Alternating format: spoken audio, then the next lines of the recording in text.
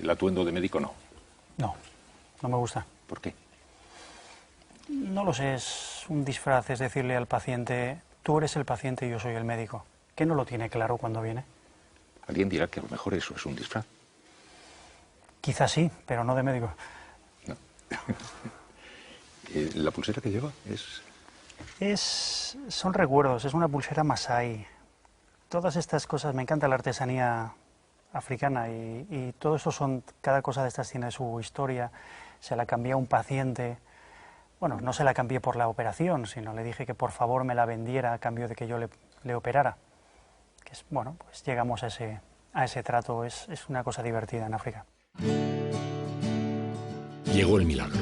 Las malformaciones congénitas más crueles, los traumatismos más brutales, encuentran solución en su trabajo. Sus prodigios son noticia mundial. Su tarea diaria pasa inadvertida. ¿Qué mueve a este hombre? ¿Los desafíos técnicos o la solidaridad humana? ¿Qué le hace desplazarse con su equipo 3 veces cada año al corazón más profundo del África más desfavorecida?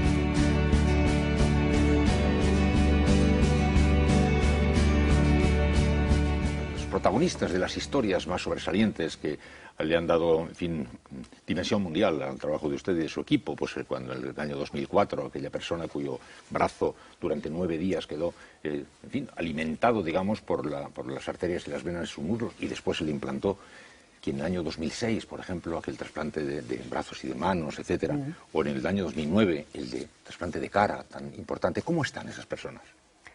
Pues están... Todos los que ha citado están bien. De hecho, ayer vino a la consulta el primer trasplante de manos que hicimos en el año 2006. Está magnífica, magnífica, magnífica. Vino pues básicamente a saludar y a hacerse los controles rutinarios. El trasplante de cara lo vi hace poco y tenemos buen contacto electrónico porque vive lejos. Esos pacientes en general están bien. Ningún paciente está perfectamente bien, todos tienen teclas porque cualquier cosa severa y cualquier cosa grave y sobre todo los trasplantados tienen teclas, todos. Pero el balance beneficio-perjuicio muy favorable, mucho. Ese trasplante de cara, que era el 8º del mundo, pero que era el primero, si contamos con que también se hubo pues, la lengua, etcétera, etcétera, ¿eso más difícil que ha hecho usted hasta ahora? Técnicamente era difícil. No estoy seguro de si lo más difícil... Es complejo elegir una cosa que sea la cirugía más difícil. Ese caso era de los difíciles. Estaba en el top 10. ¿Usted se siente provocado por los desafíos técnicos o le mueve otra cosa distinta del desafío técnico? Es que a mí la palabra desafío... Para mí la palabra desafío rima poco con medicina, muy poco. El desafío... Yo no veo a un médico como un profesional de desafíos. El desafío es el que dice, voy a hacer tal cosa, con lo cual voy a organizar todo mi alrededor para ser capaz de hacer tal cosa. Y una vez hecha a otra cosa mariposa. Y el beneficio de esa situación es más o menos cero. Nadie sale beneficiado salvo la patología psiquiátrica del retado. Pero quiero decir, ¿usted no se siente, digamos, enfrentado con un plan casi atlético de ir batiendo sucesivos récords en la alta cirugía? Pero no es un plan que trace yo, es un plan que lo traza el paciente que entra por la puerta. Todo lo provoca un paciente, todo. Es un paciente que entra con un problema y que habitualmente, claro, eso sí que empuja, eso sí que es el más difícil todavía, pero no por la solución más difícil, sino porque el problema es cada vez más difícil. Y hay problemas que hasta la fecha no tienen solución, pero que basándote en cosas bien establecidas, en principios bien establecidos y bien probados, y cogiendo elementos de aquí, cogiendo elementos de allá, con cierta creatividad puedes aportar soluciones a esos pacientes. Pero realmente el que la lía, el que lía todo el proceso, es el paciente. Ha dicho soluciones y paciente, el centro de todo. Quiero decir que usted no es un hombre que está buscando llenar su currículum con decoraciones para llegar a ser un hombre insuperable desde el punto de vista quirúrgico. Ese sarampión de infancia ya lo pasé. Yo creo que eso es una cosa que hay que dejar. Hay enfermedades propias de la infancia y el exceso de vanidad es una enfermedad propia de la infancia. Creo que es muy positivo superar eso, porque si no el paciente deja de ser importante, y si en medicina el paciente deja de ser importante, todo lo siguiente que pasa a ser importante no es bueno, no acaba en buen sitio. ¿Le llegan a usted, doctor, casos prácticamente desesperados? Su prestigio, la fama de su equipo ha alcanzado tal cota que seguramente cuando ya nadie tiene esperanza, llega a usted, ¿no? Es llamativo, pero muchísima gente consulta casos que no tienen nada que ver con mi especialidad, simplemente porque, bueno, pues les han dicho que no hay más opción. Los que son de mi especialidad, bienvenidos. Los que ya no son de mi especialidad, si los puedo dirigir a quien yo creo que puede aceptarlos, bien. Pero normalmente los pacientes siempre preguntan, te cuentan historias desesperadas, te cuentan, bueno, dramas y tragedias, y si entran dentro de lo que tú crees que puedes mejorar o lo que se parece un poco a tu especialidad, a los pacientes se les cita y se les ve, claro. Se habla mucho con ellos, ¿verdad? En todo lo que he leído de usted me ha llamado bastante la atención cómo subraya la circunstancia de que cualquiera de estos grandes pacientes a los que va usted a someter a una intervención muy importante por un trasplante de cara, hay que charlar muchas horas con ellos antes. Es que son pacientes que prácticamente te casas con ellos, prácticamente. Hay pacientes a los que no les llegas a dar el alta nunca. Los trasplantados no les das el alta jamás, porque un trasplantado, su evolución médica dura mientras dure el trasplante, el órgano trasplantado, el paciente o el médico, el que más dure. Entonces, son pacientes con los que vas a tener que hablar muchísimo, y además cuando son tratamientos o en pacientes no trasplantados, pero tratamientos largos, que no son solamente operarlos y ya está, que es operarlos. Cuando son pacientes que han tenido accidentes, habitualmente accidentes de tráfico, es bastante habitual que venga un paciente que ha perdido a sus hijos en el accidente, y lo ves al cabo de un mes, con una serie de lesiones importantes que requieren un tratamiento muy activo y que los tienes que implicar en la rehabilitación cuando su cabeza está en todas partes menos en la rehabilitación. Eso lleva muchas horas, hay que hacerse amigo del paciente, hay que gastarle bromas, hay que reñirle, Pero es que salvo que se hagan las cosas así, en la inmensa mayoría de los casos, no lo sé, ojalá hubiera casos tan brillantes en los que no hiciera falta hablar con el paciente. Cuanto más brillante es el tratamiento quirúrgico, menos hay que hablar con el paciente, y viceversa. La mayoría de las situaciones son intermedias. Los tratamientos consiguen bastantes cosas, pero hay que hablar mucho con el paciente.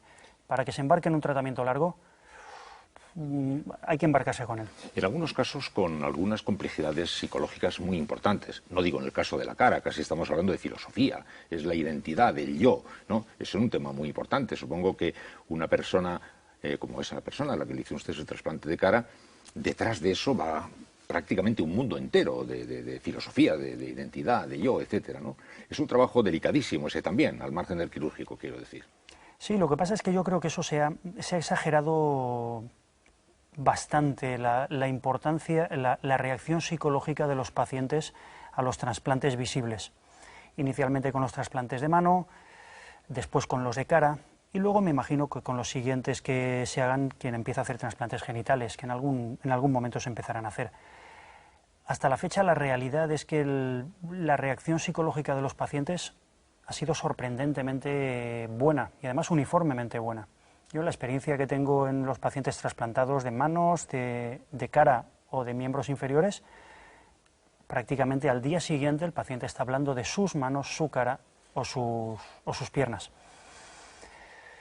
No han necesitado una enorme preparación psicológica. En eso digamos que he tenido suerte porque los pacientes de ese tipo que hemos hecho, pacientes desde el punto de vista personal de 9,90. Y la familia de los donantes, quiero decir, la donación de órganos invisibles, bien, la donación de las manos de mi hijo, las manos de mi marido, las manos de mi mujer, Eso sí que requiere de la familia de los donantes un esfuerzo diferente del habitual en la donación, ¿no? Eso es un gesto de generosidad sublime, sublime. Si ya donar órganos es un gesto de generosidad tremendo, porque acabas de perder a un familiar y en mitad, no ya en mitad del duelo, en mitad de la conmoción en la que no te acabas de creer las cosas, que estás diciendo esto debe ser broma, no puede ser, te viene una persona de la Organización Nacional de Trasplantes, un profesional como un piano de cola, para hablar contigo y, bueno, no convencerte, sino guiarte para conseguir una donación. Además de eso, si encima es un órgano de los que llevan emotividad asociada, claro, las manos o la cara, las manos que te acariciaban, las manos que... Pues, todo lo que ha generado literatura. El páncreas no ha generado... No hay poemas dedicados al páncreas. El riñón, ¿quién sabe dónde hay un riñón? ¿Quién sabe qué forma tiene? Ninguna madre ha visto además el páncreas de su hijo, pero sí sus manos, ¿no? Claro, claro, claro. Y además los trasplantes frecuentes afortunadamente son muy anónimos, pero los trasplantes infrecuentes, aunque se siga el protocolo de anonimato, de alguna forma u otra cabe la posibilidad de que si el receptor decide exponerse a los medios, los familiares del donante vean físicamente una parte que era de su familiar. Hasta la fecha aquí en España no hemos tenido problemas con eso, en algún caso aislado en otro país sí que hubo problemas, pero creo que aquí en España eso se trata con una profesionalidad extrema por parte de la ONT. Es una organización que, desde luego, desde mi punto de vista, no tengo más que elogios para ellos. No hay límite más que en la farmacología, dijo usted, y eso sí que se lo quisiera pedir que me lo desarrollara. Es decir, la cirugía parece que podría afrontar las complejidades que fueren, podría llegar a ellas, ¿no? Usted nos plantea cuestiones de tipo ético, aunque luego hablaremos de ellas de una forma especial, pero sí está todavía no suficientemente desarrollado todo lo que tiene que ver con los rechazos, ¿no? Sí, el problema es que el desarrollo del conocimiento no es homogéneo.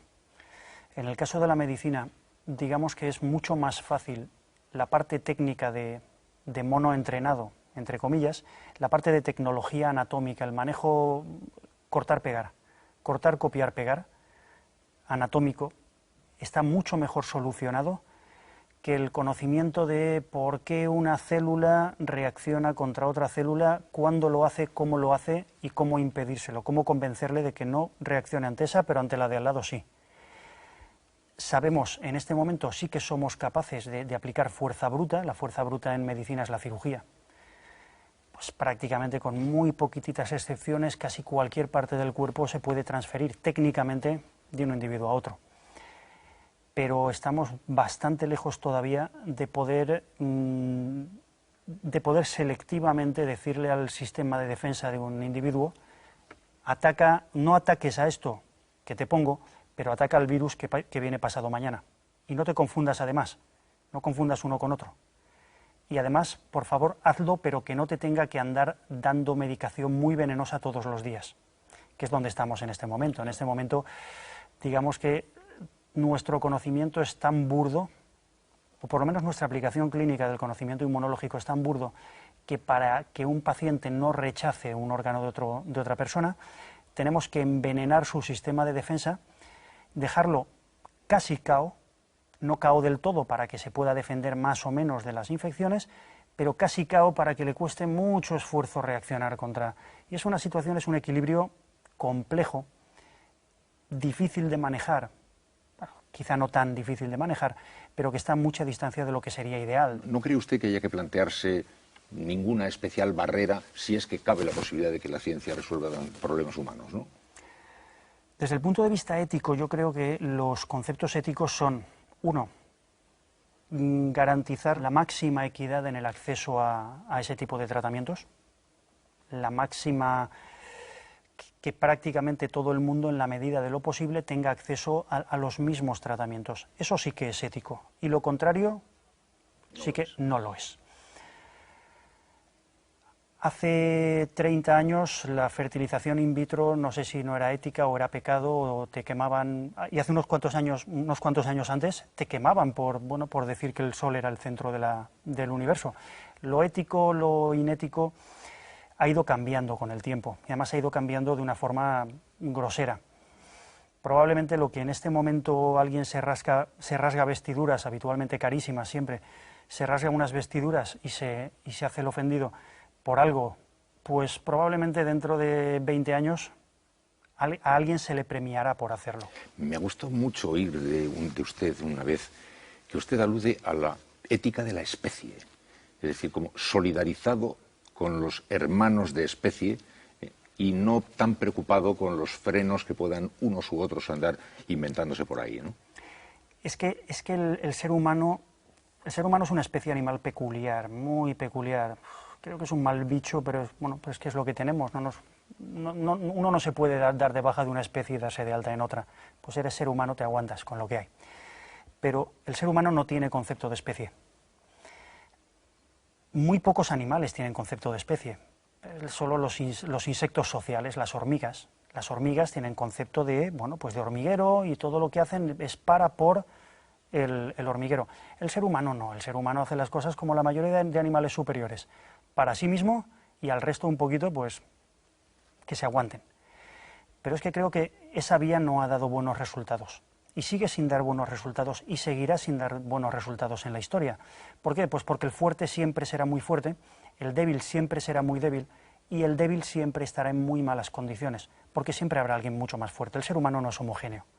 Creo que hace falta una conciencia entrenada, de especie, decir, señores, somos homo sapiens, salga usted de su vestimenta carísima, bájese de su coche carísimo, pise el suelo, siéntese en el suelo con otro homo sapiens exactamente igual que usted, que vive en la otra punta del mundo, o a lo mejor a la vuelta de la esquina, y dése cuenta que sus miedos son los mismos que los suyos, y que si te das un golpe te duele igual que a él, y que sangra igual que él, y llora igual que tú, y se ríe igual que tú, y que tus ilusiones no son más ilusionantes por ser tuyas.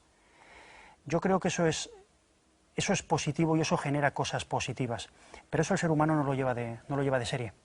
Es una faena, es malo. Lo que lleva el ser humano de serie es lo que llevan todos los animales superiores. Prevalece respecto de los otros individuos similares a ti. Es el mandato genético.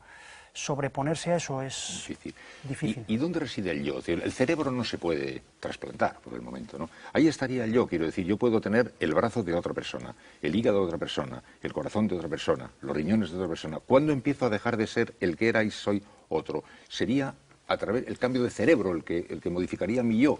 Supongo que me entiende la pregunta. Sí, yo pienso que es el cerebro.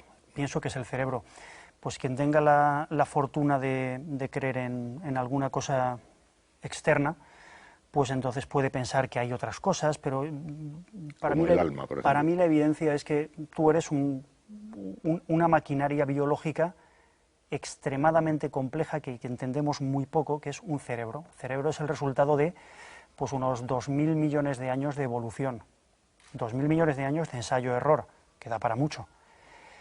Realmente es eso, todo lo demás es accesorio. El resto del cuerpo, todo el cuerpo son periféricos para poder transportar y mantener vivo el cerebro.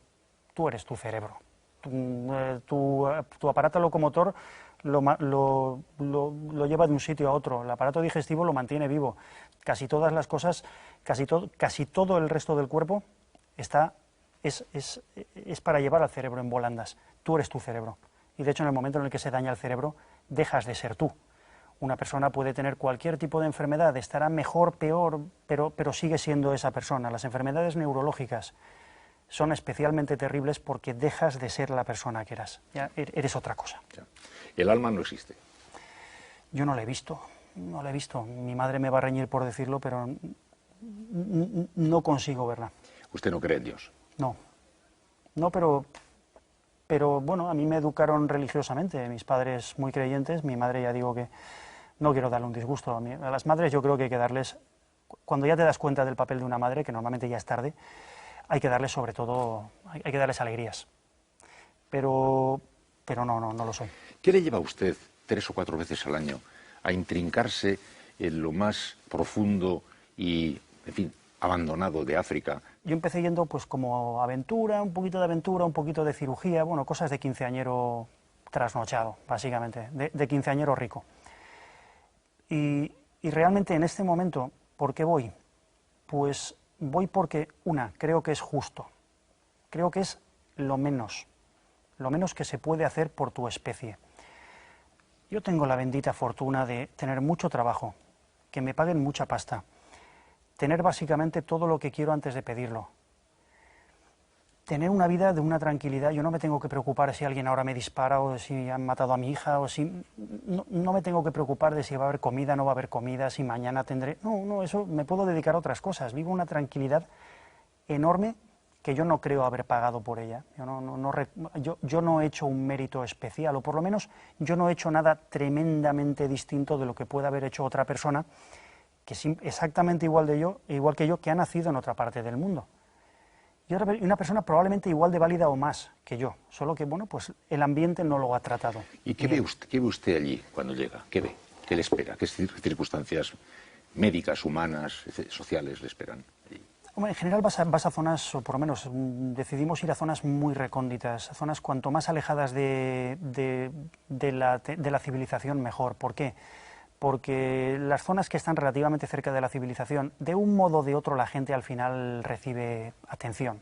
No mucha, pero puede recibir atención. En zonas muy remotas no pueden ni siquiera desplazarse a un sitio donde les puedan dar una mínima atención. Y pasan de días, a lo mejor hacen 40 operaciones. Muchas más. Allí, vamos a trabajar allí. Yo creo que soy muy duro trabajando, pero a mí es muy difícil doblarme trabajando. Yo vuelvo de allí doblado de trabajar. Se traen en ocasiones también, incluso algunos niños los han traído aquí para operarlos aquí porque allí no podían, por lo que fuere, ¿no? Sí, ahora tenemos tres ahora. Tenemos tres que me he ido trayendo y que en el próximo viaje, el de enero, nos los llevaremos. Pero para traer aquí tienen que ser casos muy difíciles, casos no ya muy difíciles, casos que necesiten un posoperatorio largo. Encontramos unos pacientes, unos cuatro niños, que les habían amputado los genitales porque, pues una creencia, medicina tradicional, brujería, una creencia de que una bebida hecha con el pene de un niño cura el SIDA. Y se les llegó a hacer eso a los chavales. Recuerdo 4, los trajimos aquí y los operamos. ¿Y va a continuar usted haciendo esas visitas a África? Sí. Yo, creo que es una cosa que me da equilibrio, me da perspectiva. Aquí estás, en Occidente, como decía antes, lo tienes todo. Incluso la parte de la medicina, por muy humana que la quieras hacer, sigue siendo tecnología, sigue siendo un desembarco de medios, de dinero, de complejidad. Cuando vas allí ves la parte básica del ser humano y la parte básica de la medicina. Allí vas a por el paciente a su aldea. Aquí tú no vas a por un paciente a su casa. Pero allí es que si no vas a las aldeas de los pacientes a por ellos, los tienes a ellos, a la familia, los operas y luego los devuelves a su aldea, es que no pueden acudir. Simplemente no pueden ni siquiera costearse el viaje, que habitualmente son varios días en un camión de ganado. Entonces, es esa dimensión la que realmente, bueno, a mí me da perspectiva. Y desde luego creo que es una buena terapia para bajar los humos. Aquí es muy fácil creerte a alguien, creerte que eres importante, creerte que... Y el doctor Milagro. Sí, el doctor Milagro, el doctor no sé qué, tal, las maravillas, porque además es que a poco que no estés vigilando eso, si haces las cosas medio bien, te salen bien, encima te las pagan, te las reconocen y eso te genera más trabajo, más, y otra vez vuelta a empezar, y llega un momento en el que dices... me lo merezco. Pero usted tendrá que hacer un cierto apostolado entre su equipo, porque usted tiene un pensamiento que necesita que su equipo comparta, porque para llevarles a África a hacer un trabajo verdaderamente titánico, sin ganar un duro, incluso perdiéndolo, sí. A usted le mueve un motor que nos está explicando muy bien. Necesita que su gente tenga el mismo, ¿no?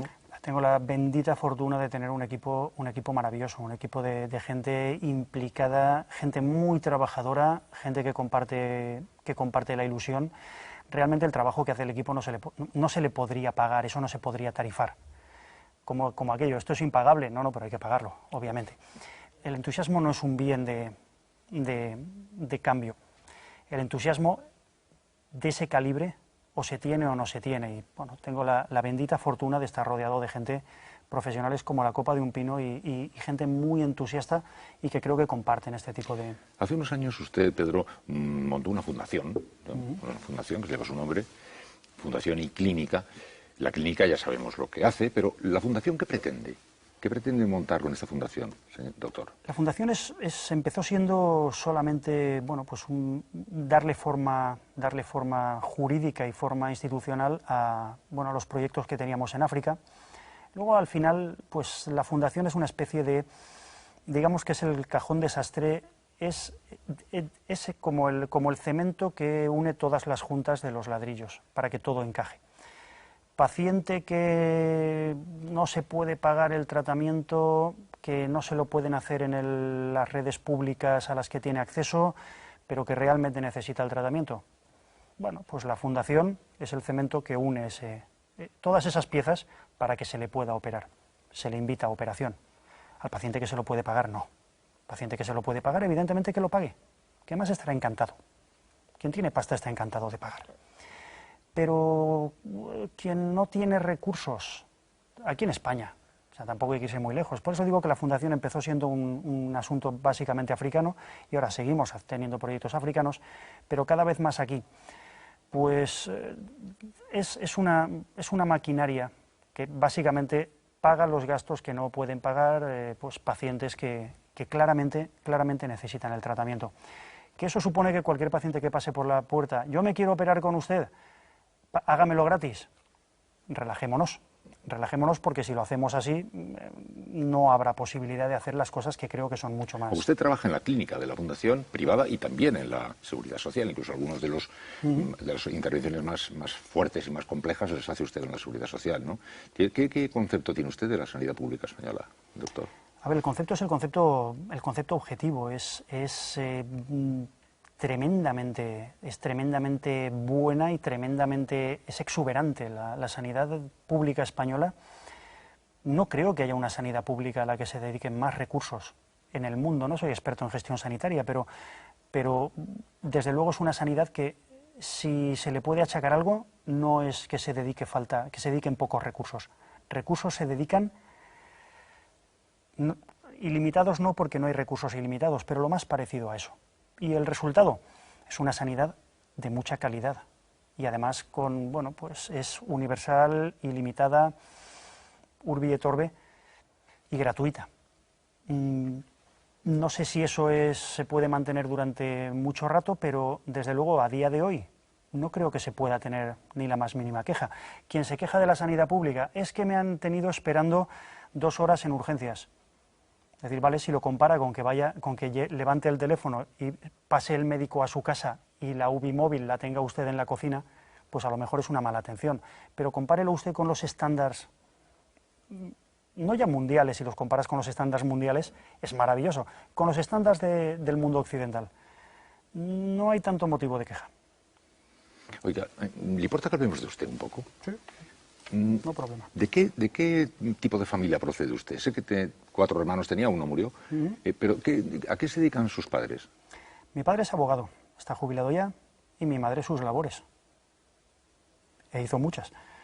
¿Una familia, digamos, de clase media acomodada? Sí, mi padre abogado del Estado, clase media con 5 hijos y, bueno, pues una madre que estiraba cada peseta, pero hasta lo indecible. ¿Viven los dos el problema? Sí, yo llegué a la facultad, yo llegué a ir a la facultad de medicina con la ropa que me hacía mi madre.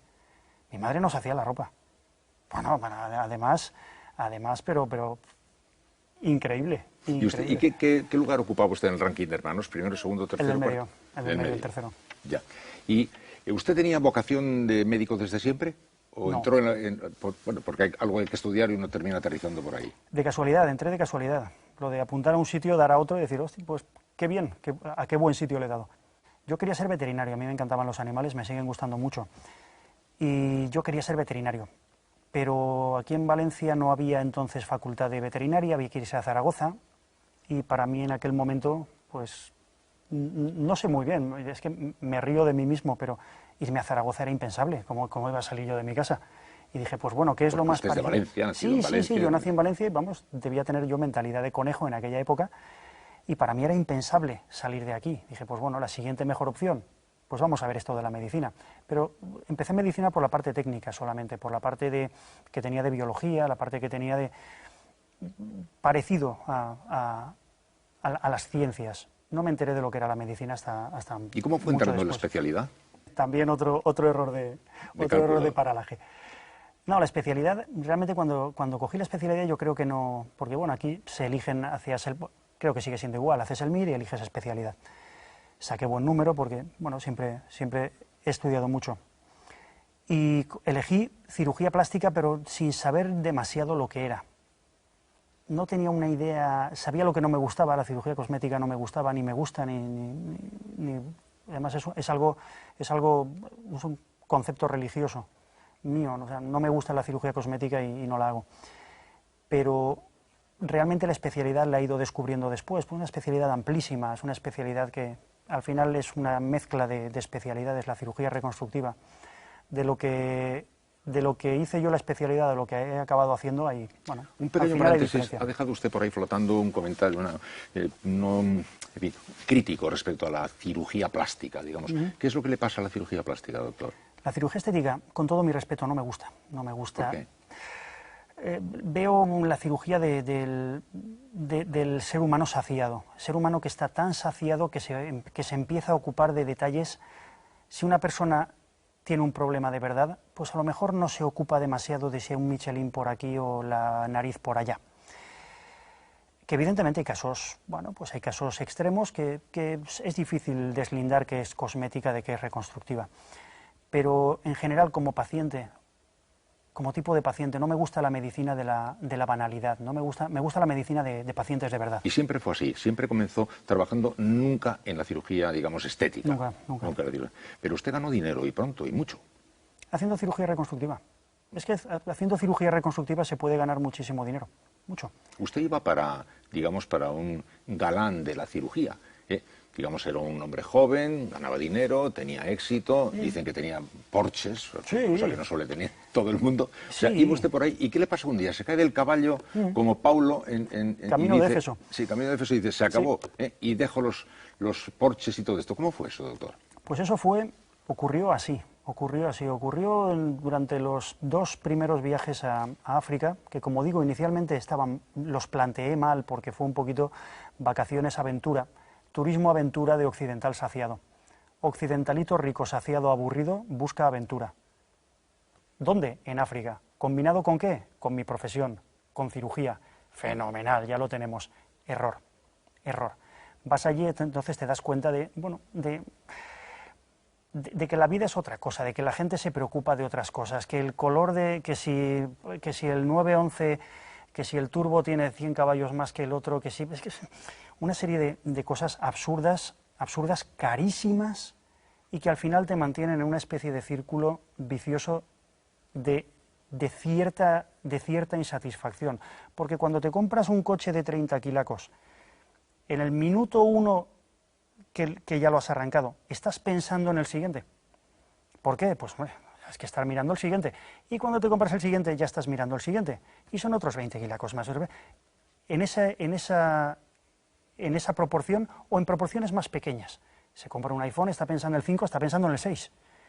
Es como una especie de ratón en una ratonera en Occidente, como lo empecé a ver. Dices, qué caro resulta ser infeliz en Occidente. Pero carísimo. Tienes casa, quieres otra. Tienes casa, quieres casita. Casita en la montaña, no vas a tener en la playa. Unas vacaciones, no sé qué, estás pensando en lo siguiente. Tienes una cosa y te tienes que ocupar de tal cantidad de cosas que al final no te están provocando una felicidad tremenda. O sea, que en África se produjo una conversión, digamos, un cambio profundo. Me di cuenta de la cantidad de cosas prescindibles alrededor de las que estaba girando mi vida. ¿Y qué hizo al volver? Pues empecé a deshacerme de todas las cosas que no eran imprescindibles, pero no por decir, vuelvo y lo tiro todo, no, porque es que me empecé a encontrar incómodo. A partir de ese momento, pues coges el mismo carro que llevabas antes y te lo coges y dices, sí, es una pasada porque conducir un carro de 400 y pico, 500 caballos es un placer. Pero dices, esto no vale tanto, o sea, esto no puede ser que valga tanto y que encima esté pensando en el siguiente. Esto es trampa. Esto es una mentira, esto es un engaño. Hay que salir de este engaño. ¿Y qué hizo con los Porsches, doctor? Pues, a ver, el coche lo malvendí y le regalé el dinero a un tío que conocí en África, que luego resultó ser un estafador. Pero bueno, ahí, es que en las zonas duras del planeta la gente La gente, sí, sí. Bueno, pues ese hombre me tomó el pelo, pero que me lo sigan tomando. Y me deshice de... Y pasó a la bici, ahora anda usted en bicicleta, ¿no? En bici o en un coche que le cambié a mi hermano pequeño. Yo me compré un todoterreno normalito, con techo, y mi hermano pequeño tenía un coche que a mí me gusta mucho, que es uno que se le puede quitar, un Jeep que le puedes quitar las puertas, el techo y todo. Muy viejo. Y le dije, mira, pues este que tiene techo y aire acondicionado te lo cambio. Se lo cambié tal cual, le quité las puertas y es mi coche. A la gente, cuando usted cambió de esta manera, la gente de su entorno, de su alrededor, le debió llamar la atención. Digamos, usted circulaba hacia el éxito, lo que la sociedad actual convencionalmente considera éxito, y usted se iba borrando de eso olímpicamente, ¿no? ¿Qué le decía su entorno? Yo creo que el entorno y todavía el entorno ni aprueba ni desaprueba, porque se dan cuenta que eso es algo que probablemente en alguna medida deberían hacer también. Lo que pasa es que, bueno, romper con ese tipo de cosas, por lo menos hasta un cierto punto, pues hay que romper con muchas más cosas alrededor. Entonces, genera cierta incomodidad. Probablemente es mucho más fácil ir al club de golf y que todo el mundo bueno, y al que le guste eso, encantado de la vida, si el golf a lo mejor es fenomenal, es maravilloso. Pero es que a mí todas esas cosas dejaron de interesarme. ¿Empezó a mirar usted de otra manera a sus pacientes? Nunca los miré mal, a los pacientes no los miré mal. O sea, el prototipo o el arquetipo, perdón, de médico de éxito que desprecia a los pacientes, pues no creo que nunca fuera así. Lo que sí que es cierto, porque siempre me importaron los pacientes, quizá no me había parado a pensarlo. Quizá no había dedicado tanto rato a conscientemente intentar ponerme en la piel del tío que tengo delante, del paciente que tengo delante. El paciente, cuando entra por la puerta de tu consulta, te cuenta una tragedia. Te cuenta una tragedia que probablemente es la número 10 que escuchas esa tarde, y te quedan otras 30 todavía que oír.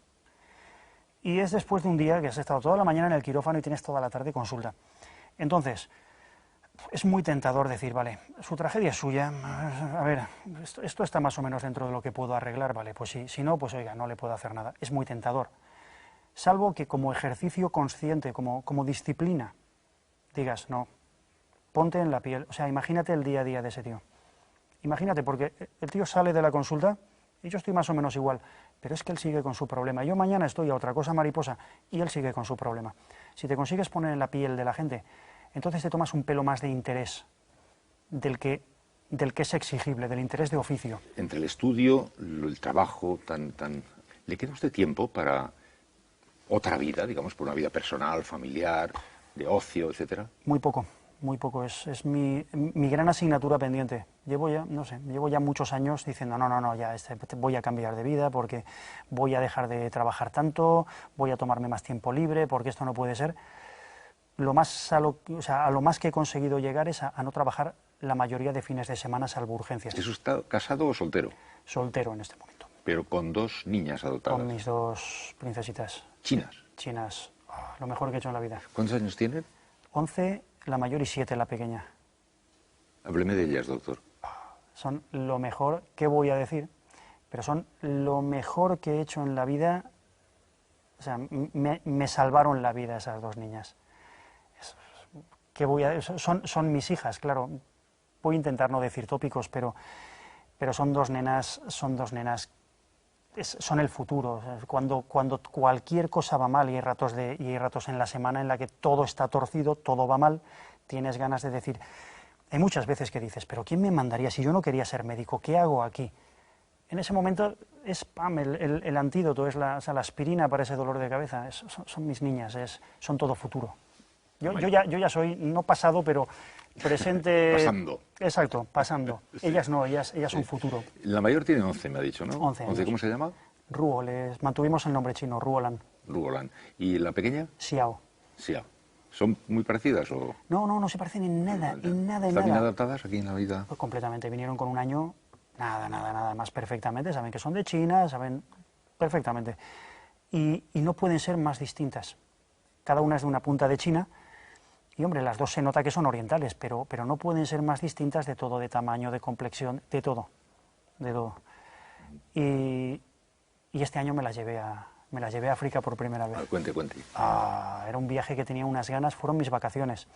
Me tomé una semana, bueno, 5 días realmente, en agosto. Me las llevé, nos fuimos el viaje los tres, en un viaje para enseñarles un poquito. Ellas ya habían visto, de hecho ya han visto los pacientes que traemos de África, ya conocen un poco eso, han estado vivían en mi casa, los pacientes, o sea que eso lo conocen, lo han visto desde pequeñas y saben que su papá se va a África a operar, pero bueno, eso no deja de ser un cliché. Y me las llevé para enseñarles un poquito, claro, algo, la cara bastante amable. No me las voy a llevar a zonas, y por supuesto nada de riesgos físicos, las llevé a zonas bastante amables. Y fue una experiencia maravillosa, maravillosa, increíble. Cuénteme algo de esa experiencia maravillosa. Pues fue una experiencia en la que yo había planeado coger el coche. Allí tenemos un coche de la fundación, que es con el que vamos de Nairobi a los sitios donde vamos a operar. Y dije, pues vale, vamos a coger el coche y nos vamos los tres, y me las voy a llevar primero a un parque natural, y luego, dependiendo de cómo las vea, pues cambiamos de parque, hacemos algo un poquito más salvaje, acampamos, no acampamos, depende de cómo las vea. Digo, bueno, dejamos el ambiente abierto. La primera en la frente. Cogemos el coche y en mitad de la nada, raca, se rompe el coche.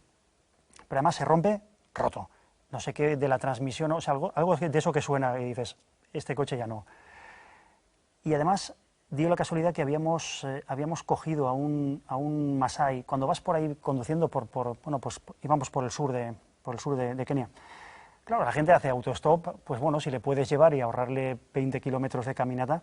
Y es un juego que me gusta hacer, bueno, que me gusta hacer con ellas para que vean que nosotros llevamos un coche, ellos no llevan un coche, pero que no hay gran diferencia, que podemos compartir el coche, que no pasa nada. Con una persona que, aunque huela distinta, pero que puede ser muy divertido. Y nos íbamos divirtiendo haciendo eso, llevando gente de un sitio a otro, y llevamos a un pastor, un guerrero masái. Y menos mal, porque se nos rompió el coche en mitad de un sitio donde ni cobertura ni nada, y ahí empezó la aventura. Y fue una especie de aventura, nada que ver con lo que habíamos planeado, pero al final resultó maravillosa, maravillosa. Acabamos durmiendo, o sea, maravillosa aventura. ¿Qué le gustaría que aprendieran sus niñas, sobre todo, con todo lo que ha visto usted, que ha visto además y ve el drama de la vida y las esperanzas de la vida y el dolor y la ilusión y el pánico? ¿Qué quiere sobre todo que se les meta en la cabeza? Yo quiero que mis hijas recuerden dos cosas. O sea, la educación de mis hijas, yo no quiero dejarles pasta, porque la pasta la ganarán ellas. Y si no, pues que se den cuenta que tampoco hace falta tanta. Sobre todo es la cultura del esfuerzo. Es decir, mira, las cosas no las regalan, aunque a ti, por fortuna, te han regalado bastantes cosas. Pero las cosas no las regalan. Para conseguir las cosas, esfuerzo. El valor del esfuerzo y el valor del trabajo, por un lado. Y por otro lado, el respeto y reconocimiento de los demás como iguales a ti. El respeto absoluto al resto de personas que sean de otro color, de otra raza. Ellas son chinas. Desde que llegan al espejo lo están viendo. Que por el hecho de ser de otra raza, de ser de otra, que hablar otro idioma, vivir en otro sitio, que la gente es digna y que la gente merece respeto, que bajo ningún concepto se debe cosificar a las personas. O sea, que el único pecado que hay en la vida, el único pecado que no se permite, independientemente de cualquier religión, es equiparar a las personas como si fueran cosas de las que te puedes olvidar y una cosa a la que puedes ignorar si está rota o si tiene un problema. Eso es lo que yo quiero que aprendan. Creo que si consigo que aprendan eso, y creo que lo están aprendiendo, y luego que me recuerden como, bueno, pues como alguien que ser capaz de demostrarles que les quiero y que son importantes para mí, y que aunque no tengo mucho tiempo, procuro dedicárselo. Con esas tres cosas, creo que ya, sinceramente, lo que yo quería hacer en la vida está hecho. Trate de desarrollar un poco la satisfacción personal desde el punto de vista humano, al que nos estamos refiriendo ahora, no técnico, en el caso de una intervención de altísimo riesgo que de pronto ha salido bien. Regresando al caso, por ejemplo, de la cara. El caso de la cara. Una persona a la que de pronto le hace usted un trasplante de cara, que pasa por ser un acontecimiento mundial, porque es la cara, más la lengua, más un montón de cosas, en fin, un verdadero lío. La persona que está detrás de eso, ya no hablo de la proeza científica, hábleme de la emoción, de la aventura que está saliendo bien, en el caso de una persona, en una historia así. ¿Cómo la vive usted, doctor? Cuando el paciente te dice, me has cambiado la vida. Y a mí eso me lo han dicho un buen montón de pacientes, y recuerdo uno en concreto que además es un paciente que era muy callado, un tío súper disciplinado. El segundo trasplante de manos que hicimos, que es un paciente que no quiso exponerse a los medios, un tío de una disciplinado, recto, un paciente, vamos, de los de comprarse. Y como hablaba poco, yo tampoco sabía, digo, hostia, a ver si no, claro, no quiero estarle haciendo daño al paciente, que le estás dando una medicación, y cuando el tío me dice, me has cambiado la vida, dices, bueno, no se le puede pedir más a una profesión. Desde mi punto de vista, la vida no da más. ¿Le ha llegado a conmover eso? ¿Le ha llegado a hacer llorar, quiero decir, una historia de esta A ver, naturaleza? hacer llorar figuradamente sí, llorar físicamente sí que recuerdo haber llorado en Kenia una vez, se murió una paciente en la mesa de quirófano y sí que recuerdo que lloré, además en el mismo viaje 2 veces, fue un viaje catastrófico aquel, un desastre, bueno, no un desastre, que pasaron cosas, estadísticamente pasan, pero figuradamente de emoción, es que yo creo que a la vida se le puede pedir muy poco más que eso, le puedes pedir infinitamente, no te lo va a dar, estarás siempre insatisfecho. Si aprendes a pedirle cosas a la vida, probablemente la felicidad sea aprender a pedirle a la vida un pelín menos de lo que te va a dar. Y no le puedes pedir mucho más que un paciente te reconozca que hay un antes y un después de conocerte y de que tú te implicaras en su caso. No se me ocurre satisfacción profesional más grande, no la hay. Esta experiencia le ha ayudado también a ver mejor su propia evolución, el paso de los años, hacerse mayor, imaginarse viejo, imaginarse, en fin, imaginarse muriéndose. Sí. Digamos, le ha dado más serenidad a la hora de enfrentarse con su propia vida. Por el momento ha dicho usted que a los 40 pasó la crisis del reglamento. Sí. Pero, digamos, ¿eso le ha dado una mayor serenidad a la hora de enfrentarse con su vida? ¿No? ¿O eso no hay quien lo resuelva? No, a ver, eso es una cosa que el ser humano es un tema pendiente del ser humano y lo será siempre. La vida, la muerte, no lo entendemos. No entendemos por qué tú dejas de existir y por qué narices tienes que dejar de existir cuando podrías, tú dices, pues si me dan a elegir, yo sigo viviendo. No le tengo un apego terrible a la vida, hombre, ahora un poco más por mis niñas porque, bueno, pues desde un punto de vista egoísta, porque quiero seguir disfrutando de ellas. Ellas, pues todo el mundo vive sin todo el mundo, y poco más o menos, a ver, mis hijas económicamente no tendrían problema. Sé que a ellas también les gustaría seguir viendo a su papá mucho tiempo, pero desde un punto de vista egoísta, quiero disfrutar de ellas. Pero no es una cosa, yo no quiero vivir 100 años y todo se acaba siempre un poquito antes de lo que te gustaría. A ningún niño se le acaban las vacaciones 2 días antes de o sea, ningún niño dice, bueno, ¿qué fecha es ya que quiero volver al cole? ¿Cómo era aquello? A todas las casas les falta una habitación, a todos los barcos un metro, a todos los exámenes les falta un día de estudio y a todas las vacaciones les falta una semana. A todas las vidas les falta un año. Toda la gente se muere siempre un poquito antes de lo que le gustaría. Vives 40, 30, 50, 100. Siempre te vas a morir a destiempo. Es batalla perdida. ¿Cómo se dice gracias en suajili? Asante.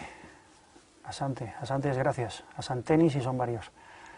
Es que en su fundación se maneja bastante esa palabra, ¿no? Sí, es que es contraseña o es un no, logo. es que es muy el asante es aprendes a decirlo allí, es un poquito es la cara amable, mostrar cara amable siempre y todo es asante, karibu, que es o bienvenido o de nada. El asante sana es agradecimiento. Yo creo que es bueno entrar en un sitio agradeciendo las cosas. Mucha gente le ha dicho a usted asante en España y en África. Mucha. Y de verdad... Ese es un buen tesoro, ¿eh? Buah, eso lo agradezco. De hecho, hay una cosa que a mí me sigue emocionando y espero que nunca deje de emocionarme, que es las muestras de cariño espontáneo y anónimo. De repente alguien que te escribe correos electrónicos o cartas manuscritas que ponen una dirección y al final el cartero no se sabe cómo, pero te las hace llegar, de una persona que no te conoce, pero que te dice que admira algo de lo que has hecho o que admira esas cosas, procuro contestarlas a todas, y esas cosas me las guardo. ¿Por qué? Porque me gustará que mis niñas lo vean, para que vean, bueno, que si se hacen las cosas medianamente bien, la gente puede agradecerlo. y puedes hacer feliz a la gente. Yo que sé, que eso es un bien intangible y en el que merece la pena abundar en eso y merece la pena investigar esa vía. ¿Es usted un hombre feliz, doctor? Bastantes ratos sí, a ratos como todo, pero en general sí. Yo solo puedo decirle asante, doctor. Caribú. Muchísimas gracias. A usted.